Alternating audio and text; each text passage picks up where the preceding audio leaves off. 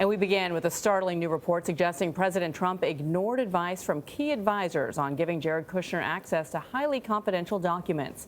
The New York Times reports the president directed that his son-in-law and senior advisor receive a top-secret security clearance. He reportedly overruled objections from intelligence officials, the White House chief of staff, and the president's top White House lawyer.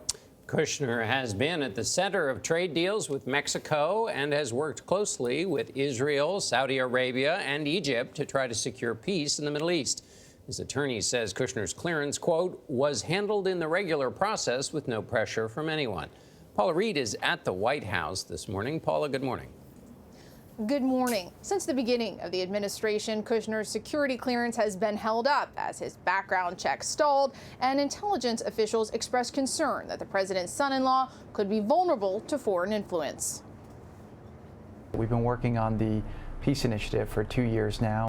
For the past week, senior White House advisor Jared Kushner has been touring the Middle East, showcasing his prominent role on the international stage for the Trump administration. Jared's done an outstanding job. I think he's been treated very unfairly. He's a high-quality person. Now, according to the New York Times, in May of last year, the president ordered former Chief of Staff John Kelly to upgrade Kushner from interim status to top secret, overruling significant concerns from longtime intelligence officials, Kelly, and former White House counsel Don McGahn. The president denied he was involved in an interview last month. I know that there was issues back and forth about security for numerous people, actually, but I don't want to get involved in that stuff.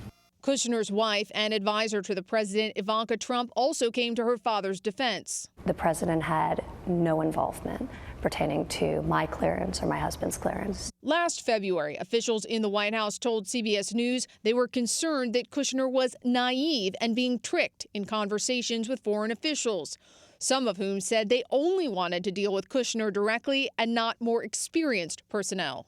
And during the clearance process, Kushner was forced to update his federal disclosure form dozens of times to add foreign contacts, including a 2016 meeting with Russian officials in Trump Tower and conversations with Russian Ambassador Sergei Kislyak. We have control over security clearances. Top Democrats are now investigating how some officials in the White House obtained their clearances and could subpoena the White House for more information. In a statement, House Oversight Chairman Elijah Cummings wrote the committee expects full compliance with its requests as soon as possible, or it may become necessary to consider alternative means to compel compliance.